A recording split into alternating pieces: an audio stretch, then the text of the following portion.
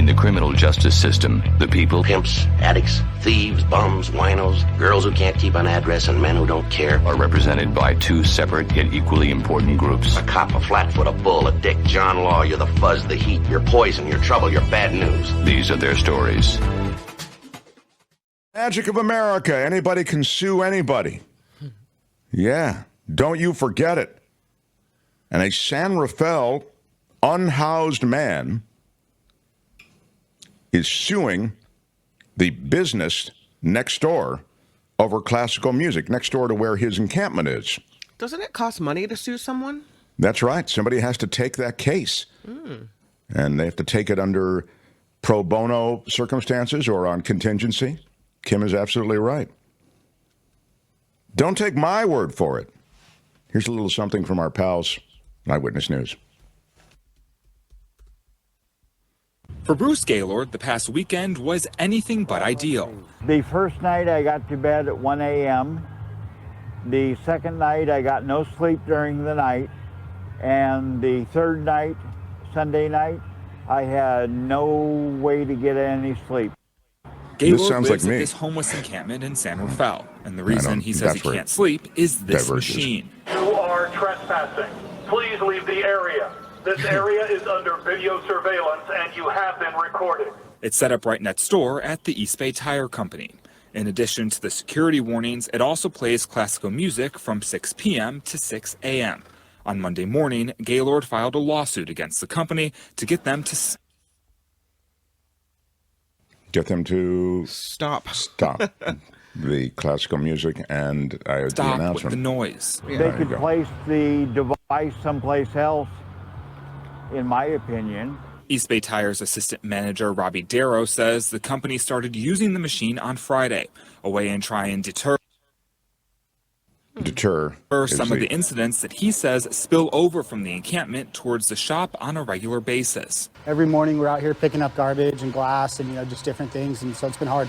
The company says they've seen everything from illegal drug use to prostitution happening at the encampment. During our visit, Darrow even showing us a window cracked by a bullet he says was fired towards the store. East Bay Tire says the music and the security system is not about driving the folks who live in these encampments out of here, though. They tell us it's actually about keeping their employees safe. We have guys get here at 5:30 in the morning. They're all by themselves. We do 24-hour roadside service, so technicians show up in the middle of the night to grab a tire. It's 3 in the morning. They're alone. To Gaylord, though, the machine is dehumanizing, a way, he says, to punish people who are experiencing some of the worst times of their lives. That's why he says he's determined to see the lawsuit through. I'm going to continue with the lawsuit. Is that what he's saying? Okay, yeah. I've seen enough. Anyway, I'm, of course, sympathetic to the business. I feel as though there are areas where the unhoused can go, and it doesn't necessarily involve setting up alongside a business that may feel a legitimate threat to their business, to their employees, and to the surrounding area. Right. I don't know if this is the best cure for that concern, but again, I think this is a very interesting lawsuit. I don't know, how it will proceed. I suspect that how it proceeds will be instructional. In other words, if this lawsuit actually has some traction, you may see more like it, because many businesses do institute various strategies to try to reduce a homeless presence. This is not the first time I've heard of someone blasting classical music. There's a grocery store in San Francisco that does it. And you have to, think about the crime going on. People wouldn't want to go to your business if this is right. Am I going to go to the store where there's homeless people all over the place and the potential for crime and my car getting broken into, or am I going to drive a little further to go to the one that's safer?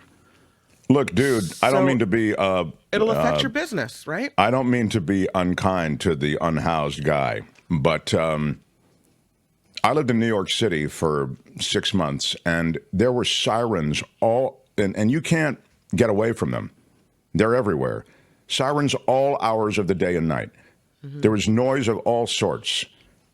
You just got to put some earplugs in and get to sleep, or put some gray noise on in the room, whatever. In this case, he doesn't have the gray noise option. Put in the earplugs, brother. I mean, that's all. Look, or go with your lawsuit. But I would say think it's successful. It's a successful endeavor. It's the whole point to make him uncomfortable. They don't want him there. 7-Eleven did the same thing. They played classical music. It was a weird thing that classical music turned people off, but apparently it does turn off those people who were lingering around 7-Eleven. A bunch of them did it nationwide. Meantime, Angelina Jolie and Brad Pitt. That's been an ugly split, Kim. I know you were preoccupied. Talk about not sleeping well. Kim hasn't slept since that magnificent couple split up. Yeah, it keeps me up at night. I just feel so sad for them. This is about the NDA that Angelina Jolie had, and a series of NDAs that she had people sign from 2014 to 2022. This is all a key part of an ongoing lawsuit over the estate that was sold. Brad Pitt claims that it was sold out from under him. And apparently, in their marriage contract, one has the right to match any offer. So you can't just sell this Chateau Miraval estate as Angelina Jolie did. She's 48 years old. I think I mentioned that because I thought she was older than that. Yeah. She's had a lot of success in a very young life, huh? Yeah. Anyway, the latest thing in court, in LA Superior Court, is for her to produce every NDA agreement that she signed with a third party over an 8-year period from 2014 to 2022. So this is all public. By the way, the estate she sold, I won't make you guess. I'm just going to tell you. It was sold to a Russian billionaire, Yuri Shefler, in 2021. Apparently, again, it goes against the agreement to offer the other a chance to match. But it's sold for $62 million. What? Yeah. So both have a lot of money, but there are high-paid attorneys who are duking it out in court. A very serious bill passes the Louisiana House to make abortion pills a controlled, dangerous substance. This is a measure that would make possession of the medications without valid prescriptions or orders from medical professionals punishable by up to 5 years in prison, with an exception, apparently, for people who are pregnant. It has drawn support from anti-abortion groups and alarm from medical professionals. Also, reproductive rights advocates, etc. It would add this medication. Medication is mifepristone. Also, there's a misoprostol. Perhaps you're familiar with some of these. These are two Schedule 4 of the state's Uniform Controlled Dangerous Substances Law. Abortion, both medical and surgical, is illegal in Louisiana. So it is already illegal to prescribe the medications to terminate pregnancy. So now you're saying you can't have these medicines without a prescription, and it's illegal to get one. Yeah. Medication abortions accounted for 63% of all abortions last year, as most of you know. And this bill passed 64 to 29 in the GOP-controlled House of Representatives.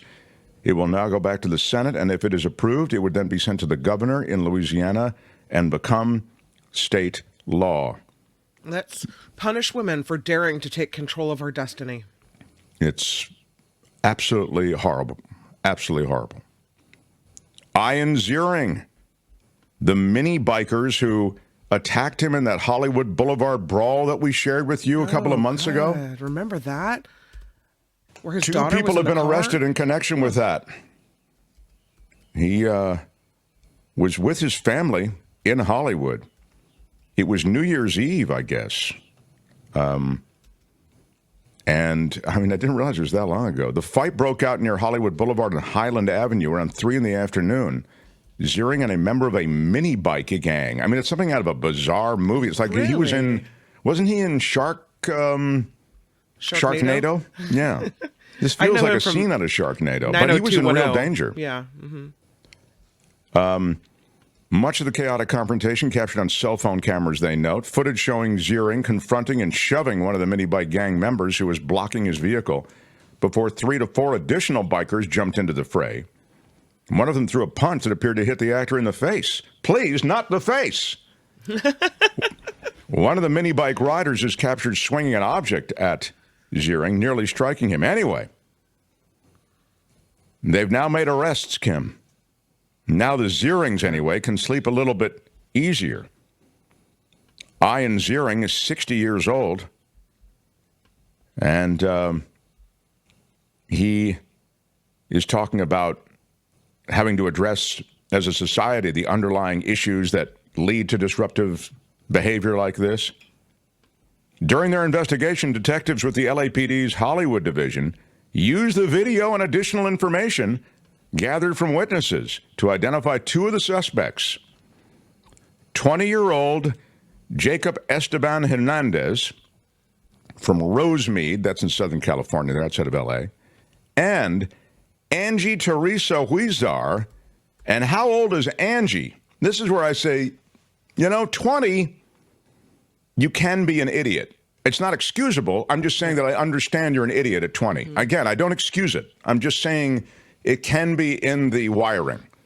But when you're 40, as Angie is. Oh, Angie. 40-year-old L.A. resident Angie Teresa Huizar. What is she doing riding around on a mini bike beating people up at 40? Thank you. That's exactly my point. Both taken into custody, and Hernandez booked for felony vandalism. Bail sets at $50,000. The 40-year-old was booked on assault with a deadly weapon. Bail set at $30,000. California's biggest cannabis company is facing foreclosure. Say it ain't so, Kim. It's Eaze, E-A-Z-E, the largest pot delivery service, and they're in financial trouble. I thought this was supposed to be a booming business, this medical marijuana or marijuana business. Yeah, what happened? Too. Stay at home and get baked. Exactly. That's the whole idea. You stay at home, you call Eaze, they have their app, and they'll deliver it to you. Because one thing you don't want to do is have to get up and go somewhere. No. They're in financial trouble. They defaulted on a major loan. They're now facing foreclosure. Eaze was founded in San Francisco, once valued at over $700 million. It's the latest move in this big ownership battle that has been playing out in court, because there's a tech investor named Jim Clark who invested in the company, and that he essentially is the loan that they're defaulting on. And there's a shell company involved that, loan money that way, and there is, in that infighting, the revelation essentially that there's not the money to keep Eaze going. So, yes, there are allegations of illegally representing the company's status, suggesting that it was more of a robust financial investment, so investors are actually able to take action, possibly against Clark, who was one of the, even as he is on the hook for a bunch of money himself. There's a lot going on with Eaze. They employ over 600 drivers, and those drivers deliver pot to customers around the state. It's the largest pot delivery company in the United States. You'd think that would be booming, You would. And, when they go out of business, who is going to bring me my pot? I have to go back to Rudy, and Rudy's a wake and baker. I don't even know if he'll make it over. What? Anyway, good luck to Eaze. And seems to me like there might be an issue there. And finally, I leave you with this. The Formula One Miami event. Formula One racing is, for years, it's been the highest end party and the highest end sporting event in the world. But it really was a European and across the continents kind of sport. Now it's come to the U.S., and now we have F1 in the United States. I mentioned that because there's an F1 event in Miami, apparently. What's the High difference prices. between a regular NASCAR event and an F1 event? What's the difference? Is it just a different brand name of racing? Yeah. Well, no. I mean, NASCAR cars are different. I mean, F1. Okay. Tony, maybe you can rally a picture of an F1 car, and then so they're different than a regular race car. Yeah, exactly. Okay, I mean, NASCAR is like stock car racing. It's like taking. It looks like almost a street car. I mean, it's not. It's got a huge engine in it and special tires and all the rest. But whereas F1 is, these Formula One racers are the, you'll see in a second when Tony rallies you. But this isn't even a story where you need to know the difference. You just need to know they are super VIP events. Everything is incredibly expensive and luxurious. And it's an atmosphere tailored to affluent clientele. And in that spirit, I found the menu items and their prices at the F1 event in Miami. Yeah. We have processes and protocols and standards. Here it is. These are the menu prices at F1 in Miami. You're not going to be able to see, I don't think, too well there. Maybe you can. But the Maine lobster rolls, $280. What? If you want to order maybe one order of the yellowfin tuna poke, $170. Who is having that conversation? No, a lot. Maybe you want a U.S. chilled prawn with mustard sauce and cocktail sauce, $290. A fruit refresher, pineapple, watermelon, stone fruit, $190. For a cup of fruit? Yes. Those are the chilled offerings, but they give you a sense for the magic Did someone of Formula forget One racing. Someone forget a decimal point? If you wanted a beer, just a single beer, $45. Is this a hoity-toity, like fancy people event? That's what I've been telling you, Kim. When I say it's affluent and elite, that's hoity-toity. Yes. Okay, got it. Yeah. That's Law and Disorder for today. Tune in again next time for more Law and Disorder on the Mark Thompson Show. All right, that's it. Let's roll. Hey, let's be careful out there. Hi, it's Mark, and I thought that was great. Hit the notification bell. You'll know whenever there's a new video being dropped, and please subscribe to our channel to help us save the universe.